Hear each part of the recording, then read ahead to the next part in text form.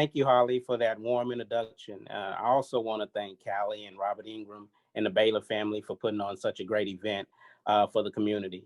And we're so happy to be able to highlight some wonderful local business owners who are thriving and who are a large part of why the business community is growing so much. You know, as the president of the Syntax African American Chamber, I have the privilege to meet so many small business owners and entrepreneurs. And this afternoon, we couldn't talk to everyone, but we are proud to introduce three of our featured business owners here today. And so we do have on our panel this afternoon, Shamika Evans, proud owner of Waffle Chic here in Waco, Texas. Next, we have Eric Linares, owner of Quetzal Co tacos. And last but not least, we have Devin Lee and Jaja Chan, owners of Waco Cha. So we just want to thank you all for being part of this event today. I've had the opportunity to get to know each and every one of those business owners and as chamber members, but we want the audience to get a chance to know who you are as well. So I know you all have wonderful stories, but if we could take 3 to 4 minutes of your time and talk a little bit about being a business owner and what has inspired you to become an entrepreneur. And we'll start with Shamika at this time. Thank you, John. And hello, everyone. What has inspired me mostly to build Waffle Chic is the fact that you have a community here in Waco that thrives and builds on making sure that entrepreneurs succeed. With my business, Waffle Chic, we're located now at Pinewood Coffee Bar Monday through Thursday, and then Bear Arms Brewing on Friday and Saturday, and other pop-up locations that I always announce on my Instagram, which is Waffle Chic Waco. And so what inspired me to start Waffle Chic is the fact that I wanted to create a product that was a healthier version of a traditional Southern dish of chicken and waffles. And so with that, I wanted everyone to enjoy my food. And so that's the reason why I created gluten-free, dairy-free waffles in addition to gluten-free chicken. Now, I do have a small but adorable food truck located now at Pinewood. And so I'm super thankful for that and for the community that I've been able to build with, and mentors such as Devin and Jaja, and also with Eric and John Bible and John Passavant and the Syntax Hispanic Chamber. I've been surrounded with a lot of encouraging people who are helping me build Waffle Chic. And so I'm super excited for where God wants to take me. Absolutely. I had a chance to work with you a lot over the past few months, and I know your whole story, and it's a testament to overcoming so much adversity and success through perseverance. So we're glad to have and be able to hear that from you today. So Devin and Jaja? Thank you. Thank you. Yeah, so my name is Devin. So for me to become an entrepreneur was completely like accidental, because in college I studied engineering, and then after I graduated I moved on to become an engineer for a few years. And then after that I kind of moved back from Houston to live in Waco, partially because John and I were dating at that time. So the reason why we started, because as Asian Americans, even living in Waco, there's not a huge representation of Asian American in this part of the state. So we often kind of struggle with socially, kind of struggle with finding a community. So we were part of different like faith-based organizations and stuff like that, but we still had a hard time finding a sense of belonging, feeling like represented, because like there's no Asian grocery store that in Waco right now still. And so often we have to travel out of town to get groceries and food that we like and stuff. But after I moved to Waco, I actually became a high school teacher, and I taught at a local high school for 4 or 5 years now. And so one day I was in class just talking about, because my wife and I love getting involved locally. Especially when there's a new business pop up, we always could be first to check it out. So one day I was talking to my students and talking about some of the new business that are going, popping up in downtown or just all around Waco. But my students kind of looked at me, Mr. Lee, we never heard of these places. And I was interested to find out like why not, and then went and name dropped a few more, but they still had a blank face, never been or never heard of these places. So that got me really intrigued. Finally, just kind of I kept wanting to ask the question, find the answer, was very determined. And then finally, if you could share, because we felt like we don't find belonging in those spaces. Like different businesses are like downtowns for Caucasians. So we don't go to those places because that. So even though we went to Baylor and like we know we're very like we're like used to different environment, but certainly what they said hit home because as Asian American, like I said, struggle to find community. And so just with all that stuff combined, we really want to create a business that's really about community and also diversity, where people can find a sense of belonging. And it just happens to be that we make boba tea, which is it's a drink that's really loved by a lot of Asian Americans, originally from Taiwan. So we started 2 years ago at the farmers market. We were a tent for like a year. A year later, we got a little tea trailer, and then we finally got our first brick and mortar in the past May during the pandemic, and it has been going very well. Great. I remember ribbon cutting for Waco Cha downtown a little over a year ago, and just to see the way you're expanding now is just remarkable. So great job. Thank you. Eric, let's hear a little bit about you. All right, so I guess if you want to know what inspired me to become an entrepreneur, in a sense, you have to go like all the way back to my upbringing. So, growing up as a kid, I have a family who are all entrepreneurs. Every one of them is an entrepreneur, but not technically an entrepreneur in the sense of the word that it's used today. Because back then an entrepreneur essentially was doing what you had to do to survive. And all of my family, they're all immigrants, so they all came over here. They didn't have the paperwork or the education to get the careers that we, were usually available at the time. So they were forced to become entrepreneurs out of necessity. They were forced to make their own businesses and create their own products and do everything, because that was the only way that they could really survive and provide for their family. So seeing this entire, I guess, way of life as a child growing up was really like impactful on me. It like really was ingrained, that amount of dedication and tenacity that you have to have, and the resilience that you have to be an entrepreneur. That was all really instilled in me as a young child. So of course, growing up, you're then, after going through that, you want then your children to go and become, careers and go into professions and do all that stuff. So that was the idea, I guess, with me going to college and me becoming a grad and everything. But when you're in it, when you're in the middle of it, I guess you revert back to what you already know and what you love and what you've always thought. So becoming an entrepreneur and just doing something to follow my own path, I guess, it was seeing their example that just translated through me. So after I graduated, of course, I went through the entrepreneurship program at Baylor, and that taught me so many things, and it connected me with so many different people. And then I was going to go the traditional, I guess, safe entrepreneurship route of having a stable job before and then jumping off of it. So I was one of the managers for the Sherwin-Williams company here in Waco. But during that moment, when I graduated and I became in there, I started seeing kind of all this stuff happening in Waco, and that was the jump off point for me. It was like I wanted to do something, to create my own path, to create something that put forward my culture and to really get in touch with my roots. And so after about 2 years, I went to Mexico, and I just traveled around in Mexico, and I just tried to get in depth with the culture, in depth with the things that I didn't really experience because I was born over here. So it was in that experience of really connecting with myself that I figured out, this culture, this history can be translated, can be created through a business, and we can really help our community learn of it and remember it and reconnect to it, I guess.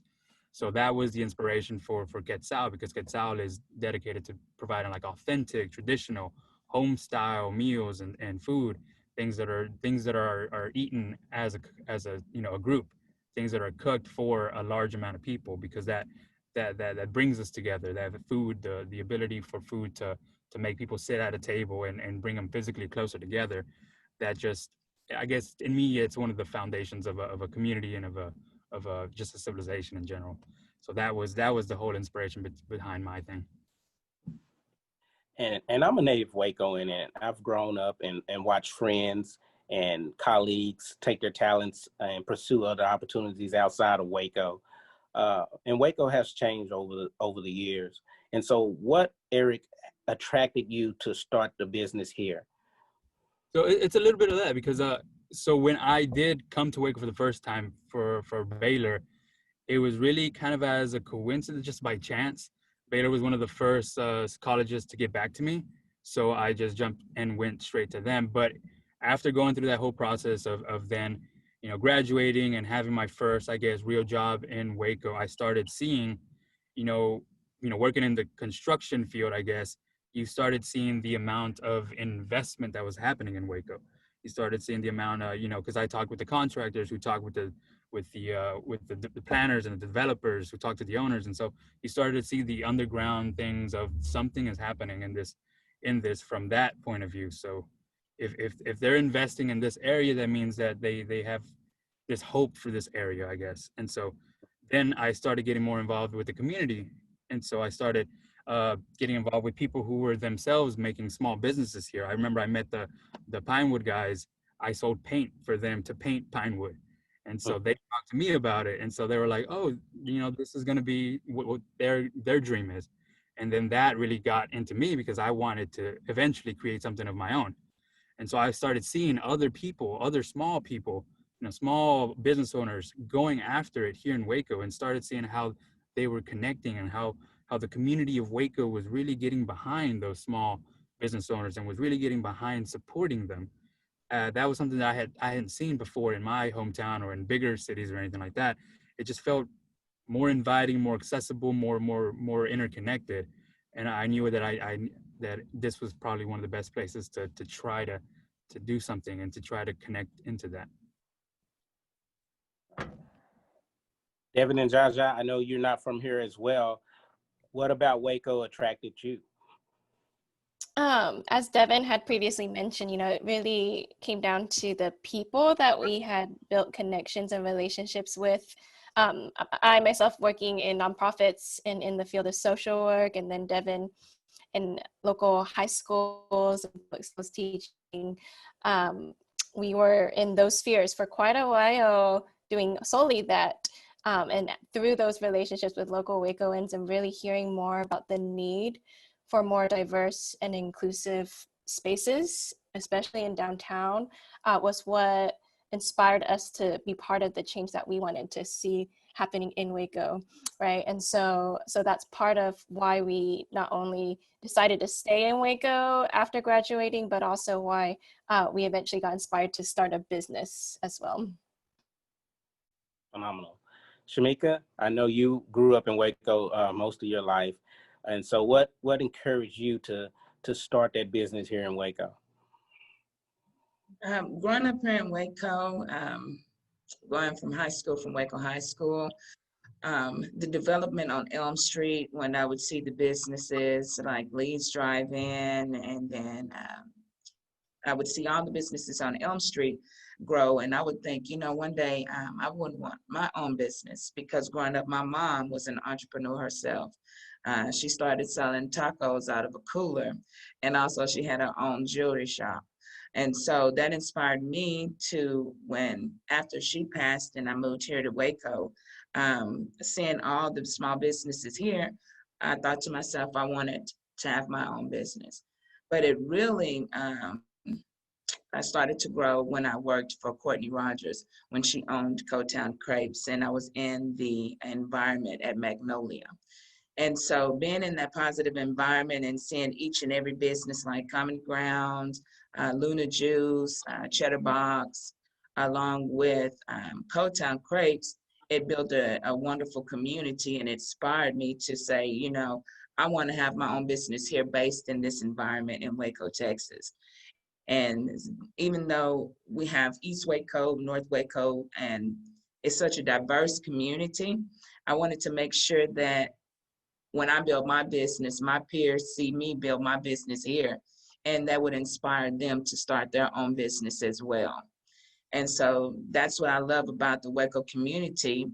By going to Antioch Community Church, I saw a lot of small business owners, and then that also drove my inspiration as well to have my own business. And so I wanted it here in Waco to make sure that I build a foundation for not just for myself, but for my children as well.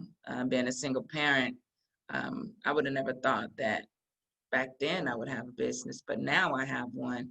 And so it creates a generational change within my children, and it can also create a generational change within my friends' children's and other individuals who are inspired to have their own business.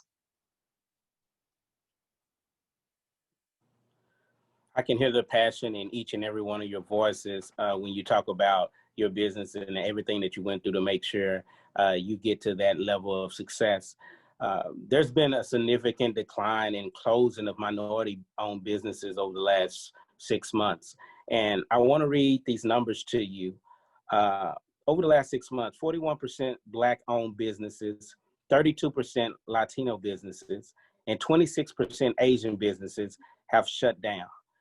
And the lack of financial savings and access to capital and federal programs, not being able to receive loans from federal programs are some of the reasons why you see that demographic disparity. And so we hear all these great things about starting and being a business owner and being your own boss, and that those things are inspiring. Talk a little bit about the challenges that you actually faced being a minority business owner here in Waco, Texas. Devin and Jaja, I'll turn it over to you first. Yeah, I definitely can talk a little bit about when we first started up about 2 years ago. At that point, according to the census, it was about less than 2% Asian here in Waco at that point. And so I think for us, especially starting a product that's from Taiwan, we had to do a lot of education about what our product even was, or just even folks who just didn't understand what our menu items were. It even was at the point in the farmer's market where we had individuals spit out the boba in front of our face, and just even we've had folks tell us that we're not Texan, and why are we even here? Just some, what we would say, like some discriminatory, even microaggression kinds of responses when we first started up at the farmer's market. But what really helped us, and what even helped us to this day, right in the midst of the COVID pandemic, was the community and the allies and the support that we built along the way, you know, over these last 2 years, of folks who are also seeking and hoping for and even advocating for diversity and equity within our community. And having those individuals, not only as guests, but also just as friends and allies and peers, have really helped us to remember that even when we are faced with discrimination and things like that, that we have a whole community that is surrounding us, advocating for us, and even, you know, when it comes to organizations like the Hispanic Chamber, African American Chamber, that are going to even advocate for us on a, you know, policy level, governmental kind of level, in the midst of the pandemic. Eric, you being a Latino-owned business, tell me some of the challenges that you face, or some of the challenges that you have faced, and figure out a way to overcome those things.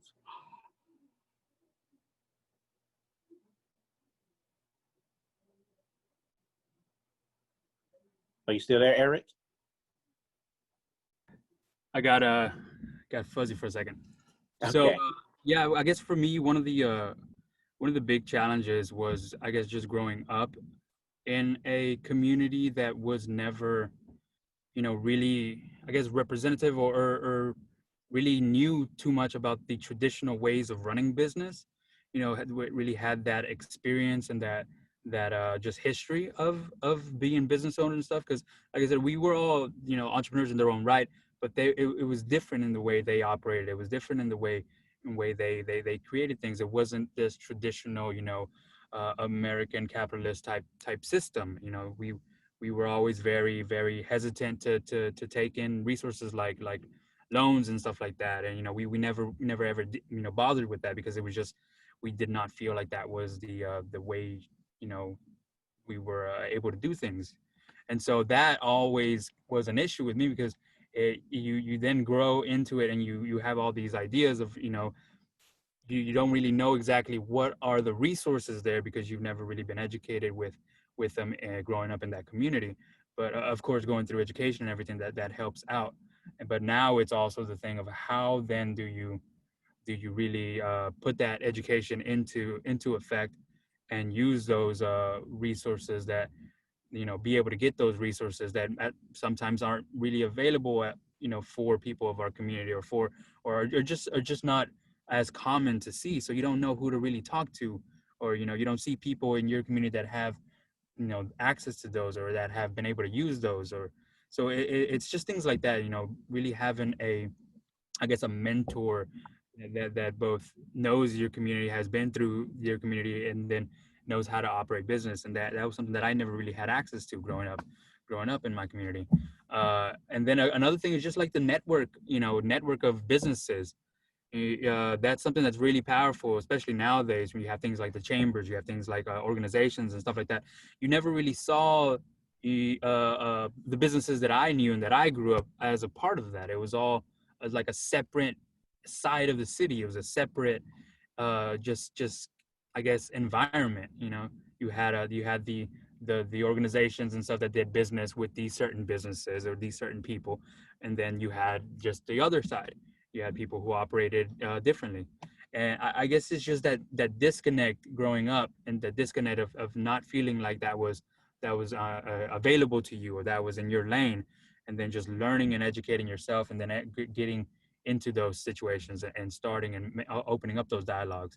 So that's something I'm really excited about, our new kind of like this current environment, because we're really really advocating for ourselves, and we're really forcing our voice to be heard. And so it's becoming this thing where we have to create new systems and new ways of inclusion, and something that I'm really looking forward to seeing how that progresses. Right.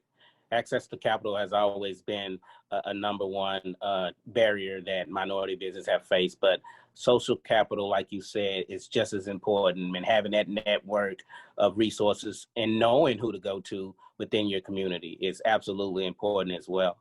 And so, Shamika, just hearing that African Americans, Black-owned business shut down 41%, which is the leading demographic. How does that make you feel when it comes to your business?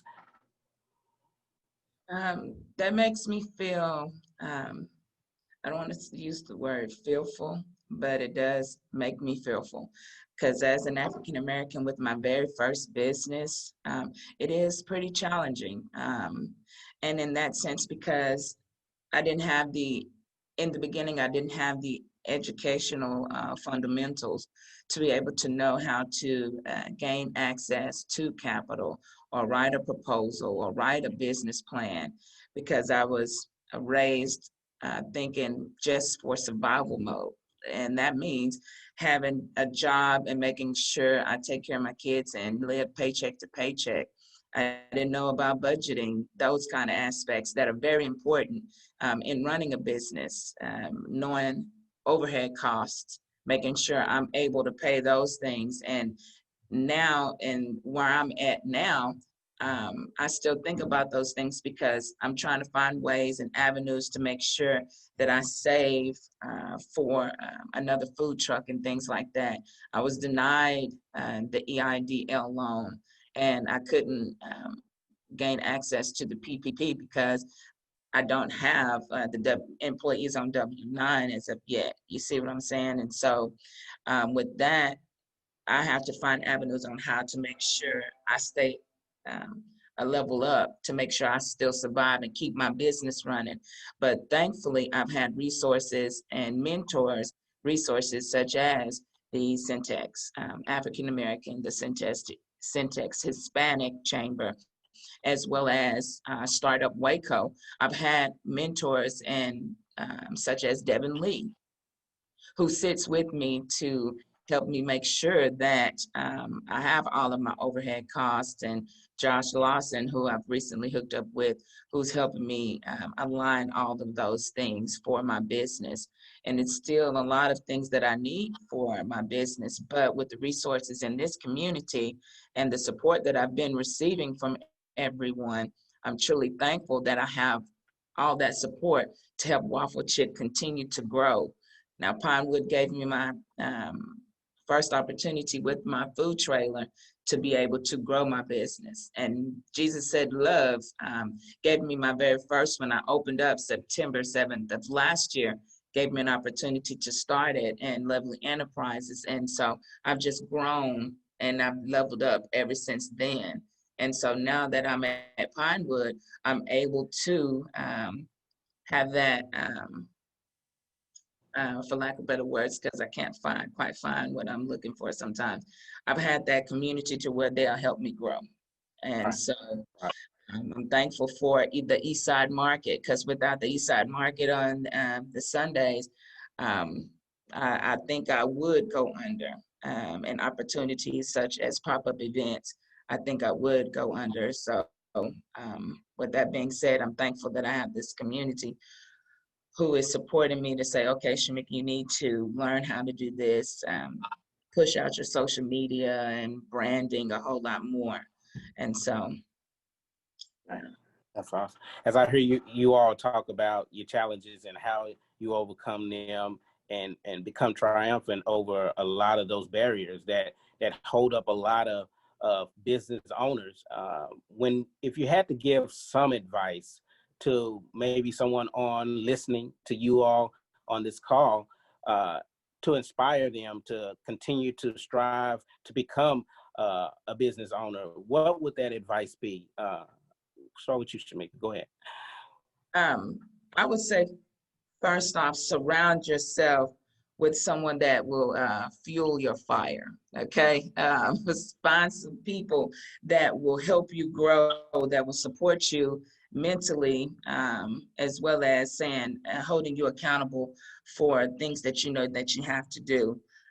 Surrounding yourself with like-minded individuals that make sure that you have that mental support, because without that mental support, it's very difficult.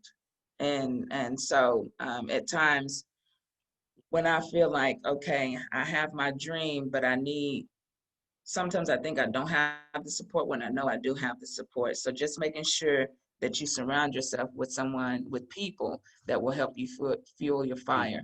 I think that's very, very important when you're building your brand. Absolutely. Very important. Devin and Jaja, if you had some advice to give some aspiring entrepreneur at this time, what would that be? Yeah, so I actually have quite a few suggestions, but just out of the few most important ones, I think all entrepreneurship can start as hobbies. That's why you got to test whether this can work or not. So before anybody should spend $10,000 or more, more or less, they should test the market and test. That's why I think Waco has a lot of great opportunities. For example, Eric created one of the creator of the East Side Market. It's a great place for you to test your market, see whether there's a need or not, and even including if you want to make food, apply to the farmers market. So there's a lot of great ways in Waco, especially to test it.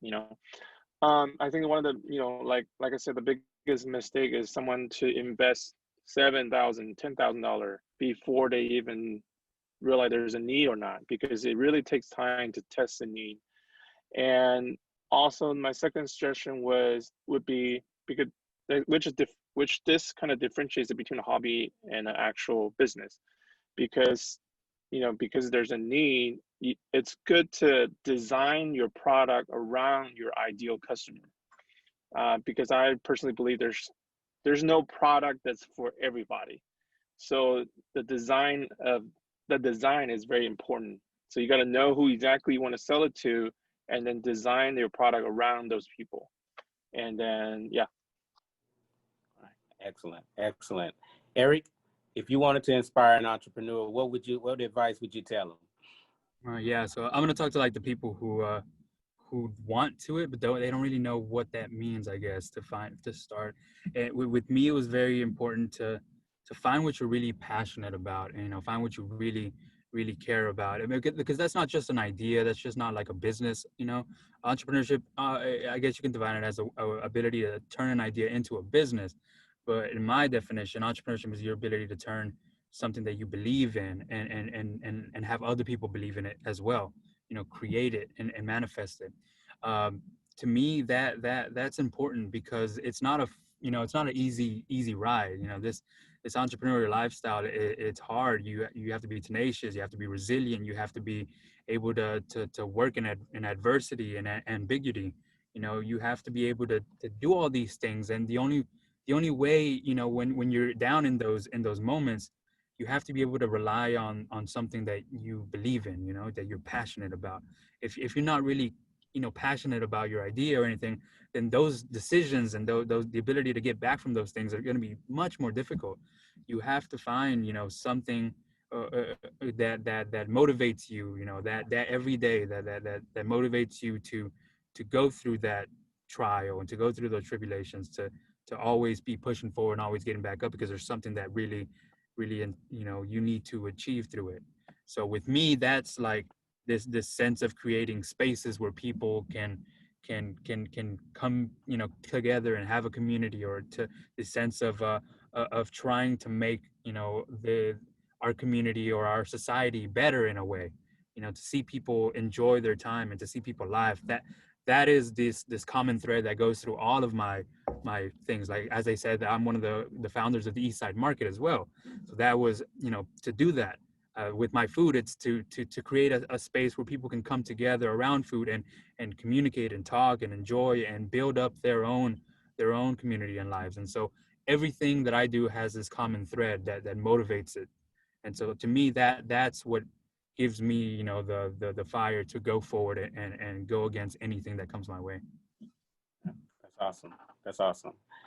Well, I'm gonna give each and every one of you an opportunity to talk a little bit about the uniqueness of your business. I want you to tell us a little bit about why we should go to Waffle Chic, why we should go to Quetzal Co tacos, and why we should go to Waco Cha. So this is your opportunity to tell the audience what makes your business so great here in Waco. So we'll ask you, Shamika, why Waffle Chic?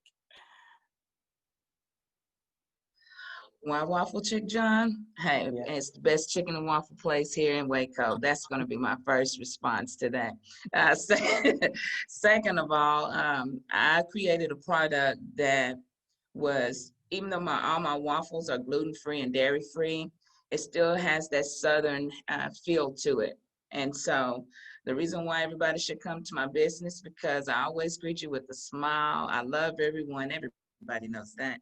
And then in addition to that, at Waffle Chic, I wanted to feel just like you're in your own mom's kitchen when you eat from my place. I want to create an atmosphere where everybody across the spectrum could come and eat at Waffle Chic. And so if you're looking for savory and sweet options for chicken and waffles, Waffle Chic is the place to come. Now, and that's just the truth. That's just the truth on it. I wanted to create an atmosphere where you don't have to think about what's going on in our society right now. You just come, you sit, you share a meal, and you connect with one another. And so Waffle Chic is the place to go for chicken and waffles. Even though we have other great options for chicken and waffles, the best place is Waffle Chic. That's great. That's excellent. Devin and Jaja, Waco Cha. Why Waco Cha? Yeah, so I'm always really big on having a company that's really passionate about something else other than the product. So I really always tell my team that we're a company that's passionate about community and diversity, and it just happens to be that we're us selling drinks.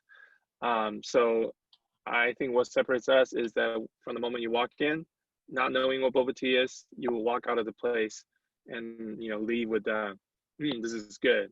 That kind of that reaction from not knowing what a product is and to being trained, be taught what the drinks is, and what's going inside your drink, and what the squishy little balls there, what are they, and from the moment to walk out, and they will come back again. And also, what separated us is just that sense of belonging, where people from all kinds of religion background or any skin color or any culture that would feel celebrated and accepted in our space. But product wise, we're different because most of our tea are organic. We use organic sugar for our syrup and all this stuff like that, because typical boba tea are made out of like artificial powder, artificial sweetener, and all that. So our quality, it just stands out. Yeah, that's great. I've tried it and I love it. I love it. Eric, Quetzal Co tacos. So I guess when I started Quetzal, it was kind of a self-discovery thing for me. It was trying to get in touch with my roots and my history. So I've always really wanted to be really authentic with the ways I present things, or with the the food that I create, or it's all stuff that has always been passed down through kitchens, passed down through families, passed down through stuff like that, because that creates this this long chain of connection all the way back until where we started. And nowadays I feel like especially a lot of people, but especially our community, Hispanic community, is so at times very removed from what their roots are, or very removed from their history, or they at times don't even really know much about their history, when we have such a rich, diverse lineage of history and art and everything.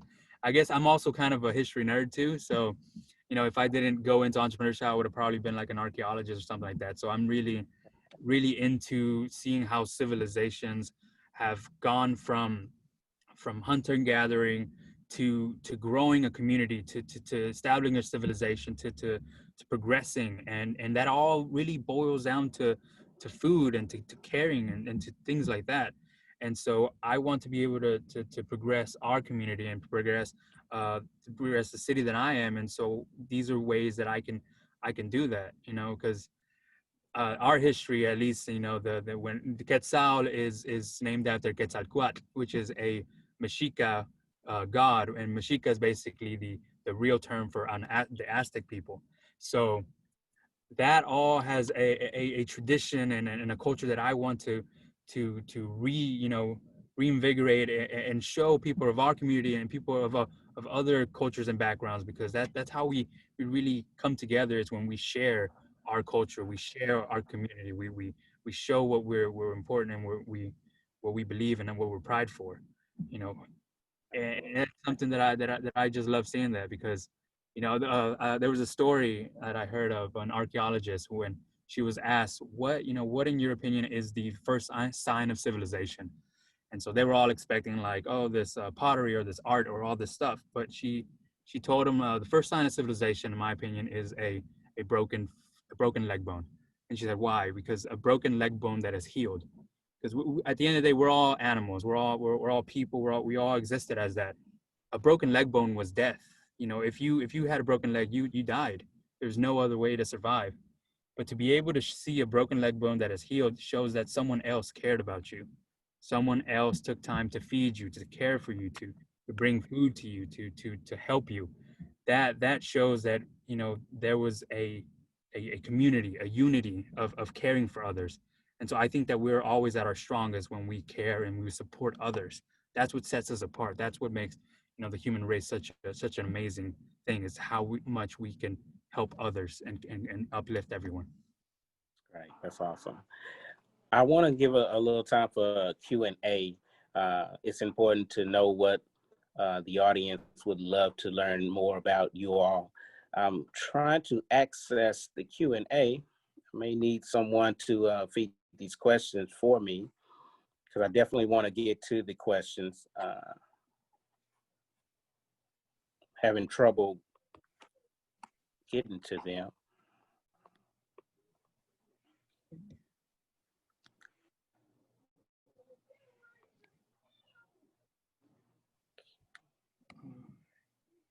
Holly, is there any way you can ask the questions so we can get those questions asked before this all ends? Absolutely. Let's look here. So far, what's come in was someone says, thank you for sharing your inspiring success stories. Clearly, all of you have a heart for your community, and I'd love to hear more about each of your respective visions for Waco. So one of the questions, I guess right there, is all about what is your hope for Waco? I guess I'll start since I'm unmuted. You know, Waco, it's at this crazy crossroads I've seen, you know, because I've been here since 2012. So I've seen it, you know, before all this kind of new development of everything. And I can see the foundations for something that grows very rapidly and that becomes something amazing and that becomes something really, really big.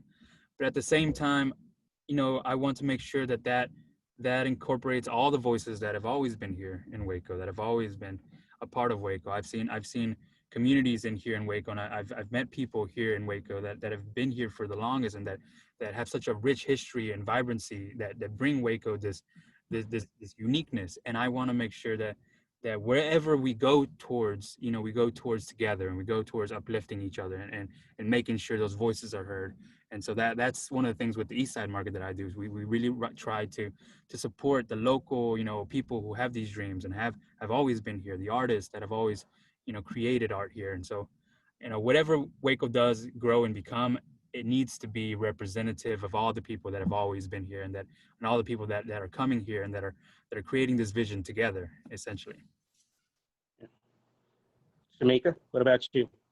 Your hope for Waco? My hope for Waco is for, I already see everyone learning to start to come together.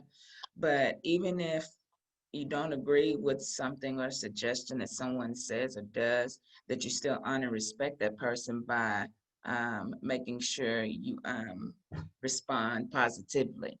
The hope is to make sure that all cultural backgrounds, and especially with African Americans, that we have more access, and not only just African Americans, everybody, but especially African Americans have more access to educational fundamentals to help them build businesses and help them write business plans, and having networking events to where you can learn how to grant write, things like that, to be able to gain access to capital, because I feel like that is such a needed factor for African Americans here in this community. But again, you do have wonderful organizations here in Waco that will help everyone succeed, such as the African American Chamber, the Syntax Hispanic, the Waco Chamber, Startup Waco, and then you also have TFNB Bank, who also helps out a lot of minority businesses grow, especially over in East Waco. So that's my hope, is to continue to see this uplifting of all ethnicities. Absolutely. Devin, Jaja? Yeah, I say that I wake up each day to build more inclusive, diverse, and resilient spaces and teams through Waco Cha. And so the things that I would envision for Waco at large is very similar to that lines. A hope for seeing a Waco that not only meets the basic needs of all residents, but also where individuals can pursue a life worth living. And part of that includes being able to find spaces and places where there can be a sense of diversity, equity, and inclusion. Even as Waco continues to grow, a hope to be able to see a city truly put people first, and not just some people, but all people, regardless of their background. Absolutely. Absolutely. Holly, do we got time for maybe one or two more questions? Yeah, this is a good one. The chat feature is fun on here. Shamika, someone really likes your website. And then someone else wants to know why the horchata can't be on the menu all the time. I like these. Okay, here's a question. What do you know now that you wish you knew before about your business? Ooh, that's a good one. Great question. I like that one too. Start us off, Shamika. John, you're always starting off with me, so let me go ahead and answer that question. Let's see. I can give you time. I can give you a couple of minutes to think. What about you, Eric? Can you start us off with that question? Got me going in here. All right. I think something that I wish I knew before that I know now is, how, I guess, how accepting people are of like new ideas and new things, or how easy it is to collaborate and grow things and be organic and real with people. Because for a long time, like I said, I took a lot of time thinking on these things. I took a lot of times of like, oh, what if this does? What if this does happen or this doesn't happen? And there's a lot of, I guess, planning involved. But knowing how receptive the Waco community is, how open they are, how I guess just cool they are. I guess that knowing that now would have definitely cut me on lots of overthinking and lots of like worrying and stuff, because I know that if you have a product and if you have an idea that is truly both unique and authentic and real and really cares about the community, the community is going to support you. They're going to find ways to help you out and find ways to collaborate and just make sure you succeed. And that's something that I wish I really knew. Yeah, I agree, Eric. It's lonely out there if you think you're gonna do this thing by yourself. You have so many resources and people who really care here in Waco that can lend that helping hand to get that business to where you want it to be. So absolutely, I agree 100%. Devin, Jaja, what do you know now? For me, so your business will only grow as much as how much you grow as a person, as a business person. Honestly, this is our second year, but I have read more books than I ever have before, and I'm just so in love with learning again. And especially the way this helps me with managing, of course, marketing. I became like really almost like obsessed with it, and I just love learning about it every single day. And I've seen how much my business has grew because of my personal growth, and especially on developing an infinite mindset about things, because it's in the business, it's very easy to have a finite mindset about everything, about money, about who you hire, and about the money in the bank. And it's really have a really finite mindset about what you can do and stuff. So learning helps me to keep growing that infinite mindset. Yeah, absolutely. Never can stop learning. Holly, if we got time for one more, that would be great. Awesome. Okay, this is a fun one from Clifford. Wonderful people. Thank you for sharing your stories. I don't live in Waco, but if I did, do you partner with any delivery services? All right. I'll give that over to anyone that wants to answer that.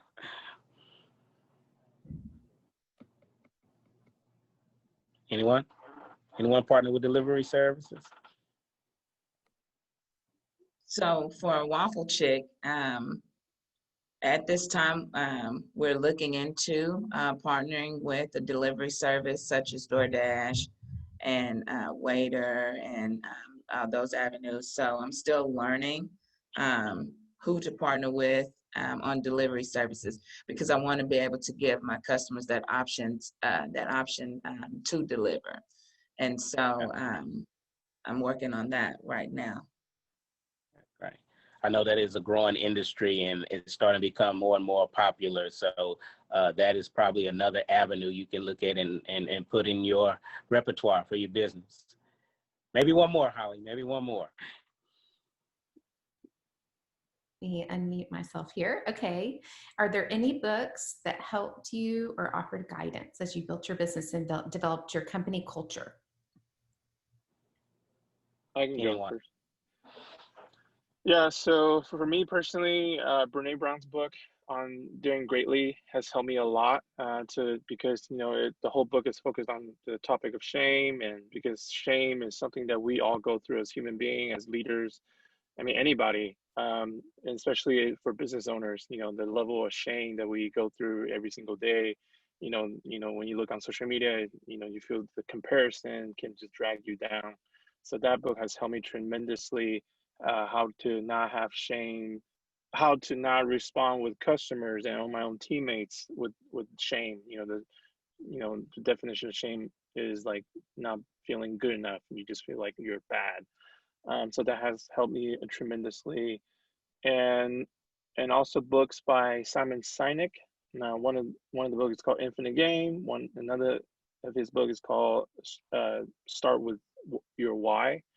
Has helped me to really stay focused on why we're doing this, and everything that we do comes from our why. Excellent, excellent. Anyone else want to talk about a book that they would recommend? I haven't read a book in a while, so. I love the honesty, Eric. I love the honesty. I'm the same with Eric. I haven't been reading any books, but someone that inspires me a lot to go for what I dream of. And I think we all know this person, Will Smith. He loves to give inspirational quotes, and something that he gave recently was, what I would wish I would have known before is not being fearful of failure. Failure comes with success. And the more you fail, the more you learn, and the more you succeed in life. And so not being fearful of failure has helped me grow a lot, because I'm going to have to fail a little bit in order to be really successful. Absolutely, absolutely. It looks like we're getting close to time. I definitely appreciate each and every one of you and the things that you do in our community. I can't thank you enough for even just taking time out today to talk about your stories and your challenges and your triumphs. All those things mean a whole lot, especially the people out there that want to see themselves in your position. So thank you so much. Look forward to continue the collaboration and working together throughout the community, and continue to share so many more future endeavors with each other.